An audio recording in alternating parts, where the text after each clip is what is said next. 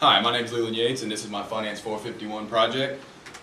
Basically, a quick overview of this project. Our goal was to take two different industries with the 5 countries in each industry and analyze them over a period of 5 years to figure out which one would be the best company. The first company I chose was Pharmaceuticals and Medical Equipment, and within this certain industry we have Hologic Inc., which is a manufacturer of women's medical supplies. You have Baxter International, which mainly focuses on kidney disease. You have Abbott Laboratories, which mainly focuses on pharmaceuticals and research and development. We have Medtronic, who focuses on a broad spectrum of medical equipment, things for x-rays, CAT scans, things like that. Then we have Boston Scientific Corp., which tends to go towards more modern, progressive birth control, cancer, surgery, things like that. So that's what our 5 companies are in this industry. The first one we have Hologic. Basically, I'm just going to give a quick run through of each company. Their leverage is low. They can pay their creditors. As of recently, they're a profitable company. They have a very small value. Down here on the bottom, we see that their economic value added is low. Hologic is a company right now that's kind of a new company. It kind of started in the late 90s. And basically the reason a lot of these things are low for what we believe would be bad transition costs. Every 4 to 5 years, Hologic acquires a new company in the women's health industry, with Cited Corp actually being in 2009. So we can see here on the bottom that the economic value added back is actually negative, and we can assume that that's going to be from bad transition costs and getting everything together. And being is that their leverage is it's average. It's not too high. It's not really too low. So they did purchase a lot of these companies using equity as opposed to debt, which is impressive. The next company we have is Baxter International. Current ratio is greater than 1, their leverage is low. Yes, they can pay their creditors.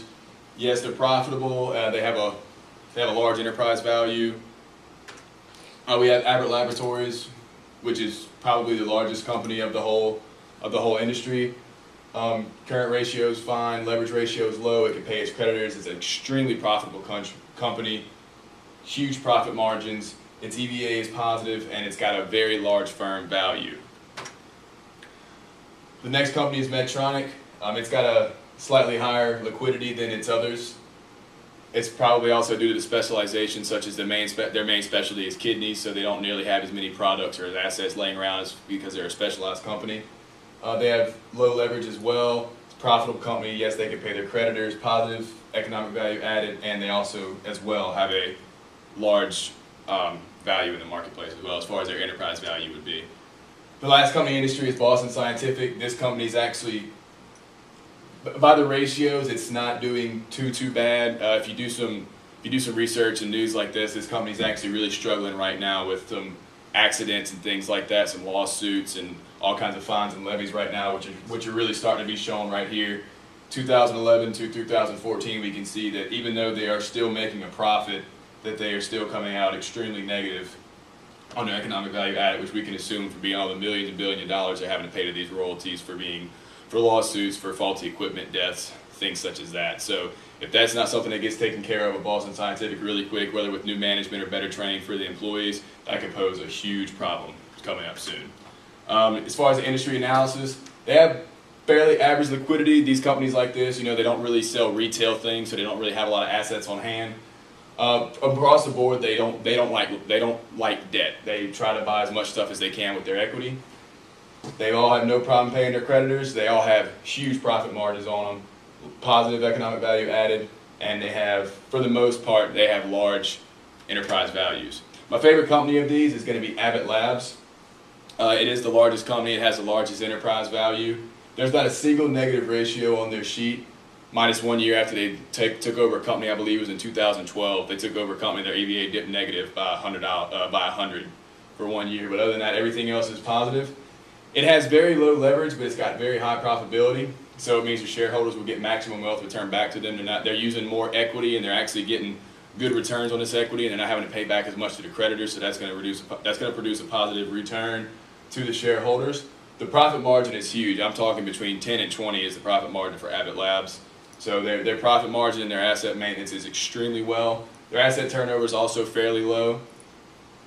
We can expect Abbott to be a steady, medium growth company. They've been around for a while and they're steadily growing. They don't show any kinds of slowing down. They're not growing extremely fast, but they are growing at a decent pace, and they don't show any signs of letting up. The next industry I chose was industrial equipment, which the first one is going to be, this company is composed of John Deere, which manufactures tractor equipment, First Tractor Company, which also manufactures tractor equipment. You have Kubota Corporation, who specializes in tractors, but they also specialize in heavy machineries, hay balers, planter spreaders, things such as that. There's Lindsay Corporation, which features mobile irrigation systems, these large, big mobile irrigation systems, motorized. And then the last company is AGCO, which also specializes in irrigation systems. So first up, in this one, we see our first company we have is John Deere. It's a household name, everybody knows John Deere. They have a very low liquidity. And actually John Deere has very high leverage. This can be assumed. They have negative economic value added. So we can see that they're taking out debt, they're working on these new projects, they're trying to get these new things started. But however, as we'll see with the next couple of companies from 2009 to 2014 across the board, the entire industry's EVA is negative. And the best thing I've been able to come up for that in my research and in analyzing these companies, and with having some family members of my own who are in the agriculture business as well, is the agriculture business back in the late 2000s took a very big dip. Fertilizer went up, the cost of petroleum went up, so agriculture across the board itself is struggling right now. So even though they are making positive profits, we can see their economic value, they're not getting a very good return. Our next company is going to be First Tractor Co.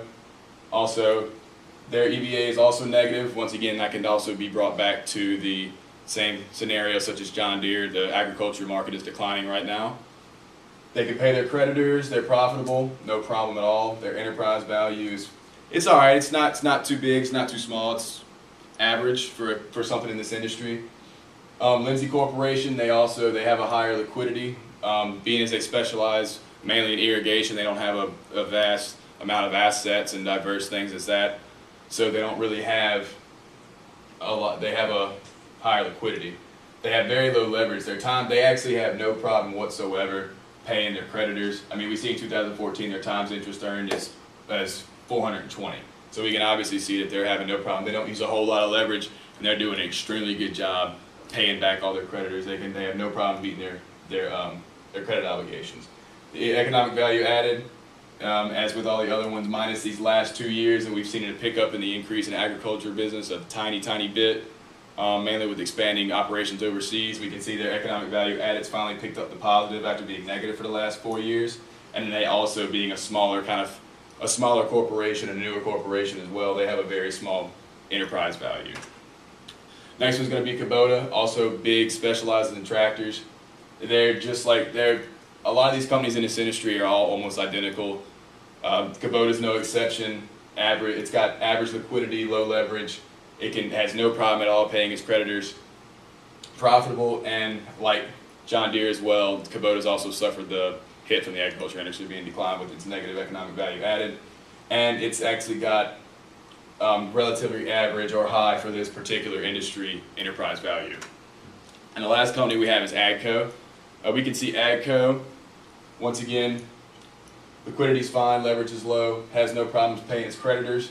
It is positive. This company as well is one that in the last 2 years has expanded and done really well with the specialization in the irrigation systems that are starting to come up and become more prominent overseas in other industrialized areas such as parts of China and things like that. So we can see these last 2 years they've really picked up their economic value, and their enterprise value is low, but we can see it's steadily growing over time. My industry analysis overall for the whole industry is for the agriculture equipment industry. They seem to have very low liquidity. They tend to have medium leverage. A lot of the companies don't like the leverage. John Deere, on the other hand, seems to like it. None of them have problems paying their creditors. They are very profitable. Companies. However, every single one of them, minus AGCO, has negative economic value. Added. So we can see that that's something definitely with the agriculture crisis that's going on right now. That's definitely affecting the industry and the profitability and things like that. And also these industries in general, they don't really have large enterprise values. They're not these large giant corporations. They're kind of smaller with a market value of 10,000 or 10 million to 30 million. So the industry favorite from all of it, I would say, would be John Deere. Not only is it a household name, what they could say is nothing runs like a deer. It has the most leverage. I mean, even in the agriculture is plummeting right now. I mean, John Deere is surging up. They're having no problems paying their creditors. They're getting out. They're getting their leverage. They're paying their leverage back, and their profits and their economic value added slowly but surely is going back up to being a positive side. So we can definitely see John Deere is going to be one of the companies that would possibly be a good one to invest in. It seems like a stable, slow growth company. They've been around a very, very long time. Very good management. It's just they've grown very, very, very slow. They've been around since the early 1900s, and they've been a really slow growth company. The profit margin in this industry isn't as high as it is in the pharmaceutical and medical supplies industry, which is to be expected just because of the type of equipment that they sell. There's going to be a less profit margin. Things like they have more overhead manufacturing facilities, plants, things like that. But their ROA and their ROE numbers are actually vastly higher. Their ROA is going to be a little bit lower than their ROE because they do have a huge number of assets and property, plant, and equipment, such as these manufacturing places, all their land, things like that. And because of their low debt that they have, their ROE numbers are astronomical for every single one of them that they have because they don't use a lot of leverage, and they're able to successfully pass that back to their shareholders. So the two companies we're going to pit against each other is going to be Abbott Labs versus John Deere. I have the two 5-year comparisons of their financial ratio analysis, and what I have in blue is where they win. As we can see, Abbott across the board has better liquidity. It's not too low, it's not too high, it's just in the right spot where they have just enough assets that they have to liquidate, they can liquidate, and they still have some left over to play with, whereas John Deere would be in trouble if it did have to liquidate something extremely quickly. Equity multiplier, they're not really using a lot of leverage, which in their industry isn't a bad thing because their profit margins are so high, they are able to successfully buy companies and take over these mergers and acquisitions. They are able to make use of a lot of equity from these large blue chip stocks. As we can see, John Deere has more equity, but within the last couple of years, it's slowly starting to decline, so we can see him kind of coming back from that agriculture dip we talked about earlier. Times interest earned, Abbott Labs has no problem paying their creditors. They actually beat John Deere. Asset turnover's about even between the two of them. Both of them they're not retail industries. They sell big tractors, they sell pharmaceuticals, they sell these big specialized equipments. They're not going to have as high of an asset turnover as, say, a retail industry such as a Best Buy or something like that. So that's not really much of a concern. The profit margin here, that's what I've got, 11, 12, 13, 14, 20, as opposed to 8, 9, 8, 8. I mean, Abbott is killing John Deere on profitability. There's just naturally going to be a higher level of profitability in the pharmaceuticals market as it is. PE ratio also looks extremely good for Abbott. Now, however, you can see over here ROA and ROE is that John Deere smokes the competition with ROE and ROA. And like I said, once again, that's because ROA is lower than their ROE because John Deere has a lot of assets, the property, plant, and equipment, things like that. And their ROE is way higher because overall they're not using a whole lot of debt. Like I said, economic value for Abbott Labs is positive all the way across the board, minus an acquisition they made in 2012. And then their enterprise value is positive, and they have the largest market value of all the industries on this list. And then you can see economic value added all the way across the board is negative. And once again, that is a cause of concern, but it's not without reason. Like I said, the entire industry, as far as with the agriculture equipment, is struggling right now. The conclusion I have is I'm going to pick Abbott. Abbott Labs has less debt, but still generates,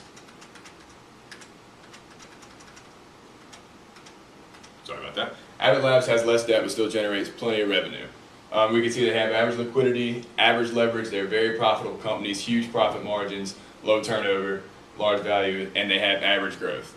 As far as when you come over to the other side to the agricultural equipment, we can see they have low liquidity, average leverage. They're very profitable companies as well. Not as profitable as the medical supplies industry would be. Really the biggest downfall of the agricultural equipment side of this, both of them are fantastic industries. Both of them have really good companies. They seem very, very stable. You have the medical supplies, which seems to be more of an average growth, higher risk stock, and then you have your slower growth, lower risk stocks, such as the agricultural equipment. Like I said, the only really negative here is that the EVA is negative. We can see all the companies across the board in 2014 are kind of starting to make their way out of that. So the company that I would go with would be Abbott Labs. Abbott Labs across the board does have, as we can see, I mean, they win in the battle ratios. Abbott Labs wins. So we can expect to see really good things from all these companies I've showed you. Another thing I wanted to mention before I left, expect the company Hologic. In a lot of my research that I was doing, I discovered that Hologic is actually while a very small company, they're expanding extremely fast. Every 4 to 5 years, using almost solely equity, they're acquiring or merging with different companies in the women's health market. So we can expect to see in 10 to 15 years, once it's finally cornered that section of the market and they can really get to their transition costs underway, I can see Hologic being an extremely good company, very profitable. This concludes my presentation. Thank you all for your time and have a great day.